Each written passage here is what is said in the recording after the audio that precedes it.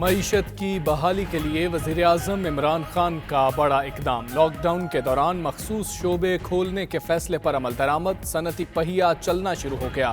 فیصل آباد سمیت دیگر شہروں میں کارخانے کھل گئے، آٹو اسپیئر پارٹس، زرعی مشینری اور دیگر آلات کی دکانیں بھی کھل گئیں۔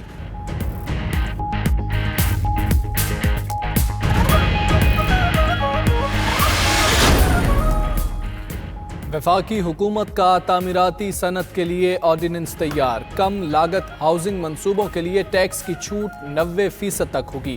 تعمیراتی میٹیریل پر سیلز ٹیکس اور ایکسائز ڈیوٹی کی شرح میں 25% تک کمی کی جائے گی۔ صوبائی ٹیکس بھی مناسب حد تک کم کیے جائیں گے۔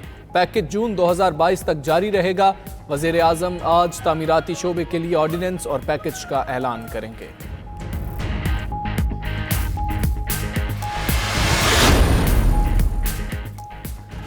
وزیر اعلیٰ پنجاب عثمان بزدار کا تشخیصی ٹیسٹ کی استعداد روزانہ 10,000 تک بڑھانے کا اعلان۔ کہا 8 نئی لیبز بنانے کا کام آخری مراحل میں ہے۔ 4500 بستروں پر مشتمل فیلڈ ہسپتال قائم کر دیے۔ لاک ڈاؤن کے مثبت نتائج سامنے آ رہے ہیں۔ رمضان میں عام آدمی کو ریلیف دینے کا طریقہ کار طے کیا جا رہا ہے۔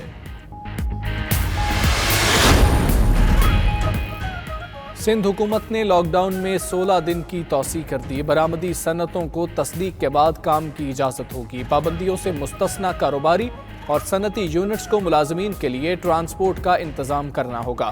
ادھر پنجاب میں لاک ڈاؤن میں 11 روز کی توسیع۔ خیبر پختونخوا میں لاک ڈاؤن کے حوالے سے صوبائی ٹاسک فورس اور کابینہ کے اجلاس آج ہوں گے۔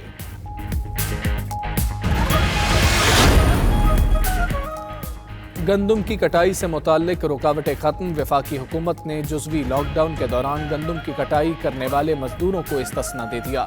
92 نیوز نے گندم کی کٹائی کے سیزن اور کسانوں کی آمد و رفت میں رکاوٹوں سے متعلق آواز اٹھائی تھی۔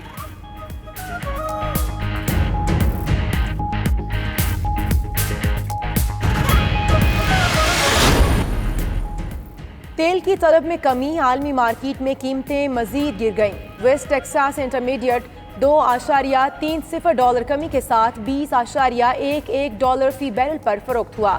برینٹ کروڈ کی قیمت $2.14 کی کمی کے ساتھ $29.60 فی بیرل رہی۔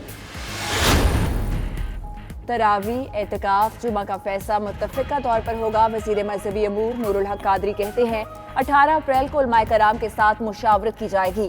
ادھر علماء کرام کا مساجد کے لیے لاک ڈاؤن ختم کرنے کا اعلان۔ جیت علماء کرام نے اعلامیے میں کہا کہ بیمار افراد کو گھر پر ہی جماعت کا ثواب ملے گا۔ مفتی منیب الرحمان کا کہنا ہے کہ مساجد میں نماز جمعہ اور تراویح کا اہتمام ہوگا۔ مفتی تقی عثمانی، سراج الحق، مولانا فضل الرحمان، علامہ ساجد میر نے اعلامیے کی تائید کر دی۔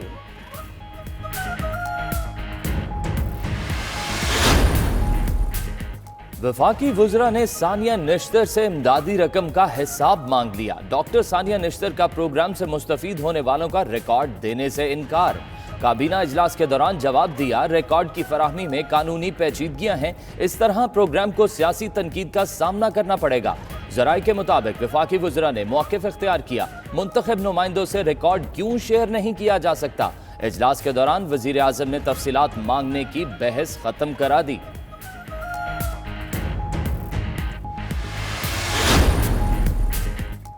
معیشت اور زندگی کے درمیان فیصلہ جلد کرنا ہوگا۔ عالمی مانیٹری فنڈ نے کہا صحت پر بے مثال طریقے سے پیسہ خرچ کرنا پڑے گا۔ میڈیکل سپلائی پر پابندیاں لگانے سے اجتناب کرنا ہوگا۔ ویکسین ایجاد ہونے پر غریب اور امیر تمام قوموں تک رسائی دینا ہوگی۔ قرضوں کی واپسی مؤخر کرنے کی اجازت دینا ہوگی۔ وزیر اعظم کی ہدایت پر انکوائری رپورٹ کی اہم سفارشات پر عمل درآمد۔ انکوائری کمیٹی نے 100 ارب ریکور کرنے کی سفارش کی۔ 92 نیوز نے 11 اپریل کو انکوائری رپورٹ کی خبر بریک کی اور قومی خزانے کو سالانہ 100 ارب روپے سے زائد نقصان پہنچانے کا انکشاف کیا تھا۔ 32 آئی پیز مذاکرات کے اسلام آباد طلب۔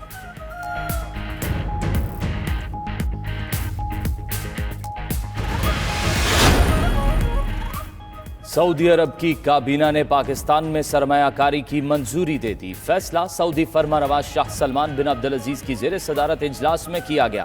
کابینہ کے اجلاس میں مجموعی طور پر 16 قراردادیں منظور۔ سعودی عرب آئل ریفائنری، پیٹروکیمیکل اور معدنیات کے شعبے میں سرمایہ کاری کرے گا۔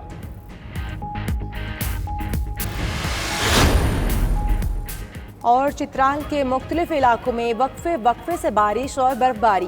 تریچ میر گش کیلاش میں بارش اور برفباری ہوئی، جاتی سردی پھر سے لوٹ آئی۔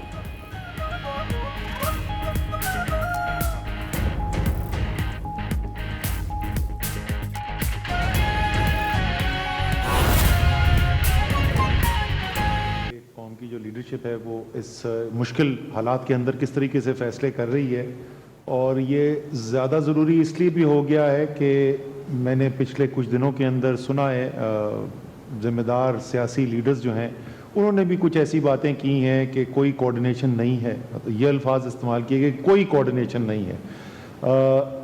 تو میں آپ کو ذرا سی تفصیل میں بتانا چاہتا ہوں کہ کوارڈینیشن کیسے کی جا رہی ہے، اور جتنے بھی لوگ پاکستان میں ایمرجنسی سچویشن کے اندر کام کرتے رہے ہیں ان سب کی مشترکہ رائے یہ ہے کہ آج تک پاکستان کی تاریخ میں کبھی بھی کسی ایمرجنسی حالات کے اندر اتنی آرگنائز طریقے سے، اتنی منظم طریقے سے آپس میں کوارڈینیشن نہیں کی گئی جتنی آج کی جا رہی ہے وفاق، تمام صوبے، آزاد جموں اینڈ کشمیر، گلگت بلتستان سب کے درمیان۔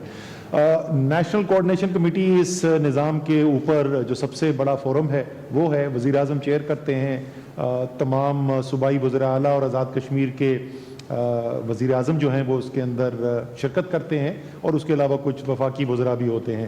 میری گنتی کے مطابق آج NCC کا 9واں اجلاس تھا، یعنی کہ جب سے یہ فورم بنا ہے تو پچھلے ایک ماہ کے اندر لگ بھگ 9 دفعہ اس کی ملاقات ہو چکی ہے، تو آپ سوچ سکتے ہیں کہ یہ کوئی ہفتے میں کوئی تقریباً اوسطاً 2 دفعہ ملاقات ہوتی ہے۔ میں یہ بھی بار بار لوگوں کو یاد دلاتا ہوں کہ اس وقت یہ لوگ جو شرکت کرتے ہیں، جو صوبائی وزراء اعلیٰ ہیں، آزاد جموں اینڈ کشمیر کے وزیر اعظم ہیں، یہ 4 مختلف سیاسی پارٹیوں سے تعلق رکھتے ہیں۔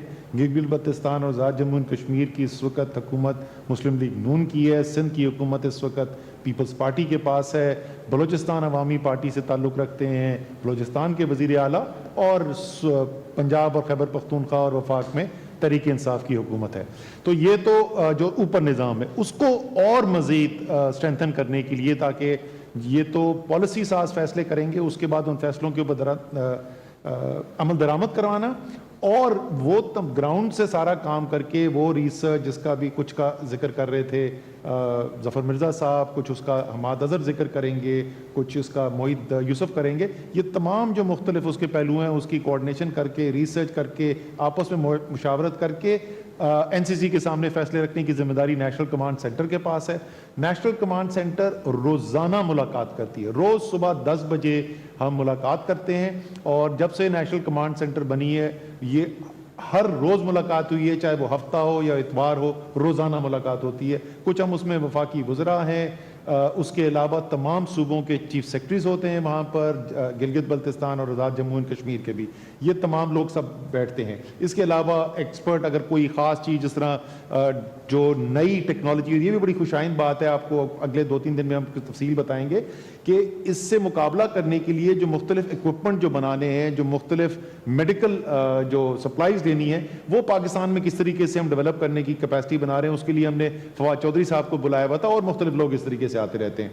اور اسی طریقے سے آج جو NCC نے آج جو فیصلے کیے، اس فیصلے کا میں صرف اگر آپ کو مثال بتا دوں تو آپ کو سمجھ میں آ جائے گا کہ یہ کتنا قریبی رابطہ ہے۔ پہلے ہم نے 1 ہفتہ پہلے میں نے آپ کو کہا تھا کہ ہم اگلے ہفتے کے لیے مشاورت کا عمل شروع کر رہے ہیں۔ 1 ہفتے مشاورت ہوئی، اپنے تمام جو کیبنٹ کے ممبرز ہیں انہوں نے اپنے کاؤنٹر پارٹس کے ساتھ اس کی مشاورت کی، اس کے بعد چیف سیکرٹریز کے ساتھ مشترکہ سیشن کیے گئے، پھر یہ ایک اصولی طور کے اوپر ان کے اوپر بات کی گئی۔ کل نیشنل کوارڈینیشن کمیٹی کے اندر اس کے اندر درخواست آئی ایک وزیر اعلیٰ کی کہ مزید کچھ SOP کے اوپر جو ہے وہ غور کر لیا جائے مشترکہ طور پہ، اور وزیر اعظم نے فوری طور پر کہا کہ یہ بالکل ٹھیک ہے، ہم اس فیصلے کو، حتمی فیصلے کو کل تک لے جاتے ہیں۔ اسی دن شام کو تمام جو بھی ہم نے ہمارے پاس جتنا تجزیہ رکھا ہوا تھا، جو ہماری سفارشات تھیں، اس کے تفصیلات سارے جو ہیں وہ دوبارہ بھجوا دی گئیں۔ وہ پہلے ورکنگ لیول کے اوپر تو تمام شیئر ہوئی ہوئی تھی، لیکن وہ دوبارہ بھجوا دی گئیں، اور اس میں کم سے کم سندھ کا جو ہے وہ جواب ہمیں اسی کے اوپر ان کے جو تبصرہ تھا وہ کل رات کو ہی ہمیں مل گیا تھا۔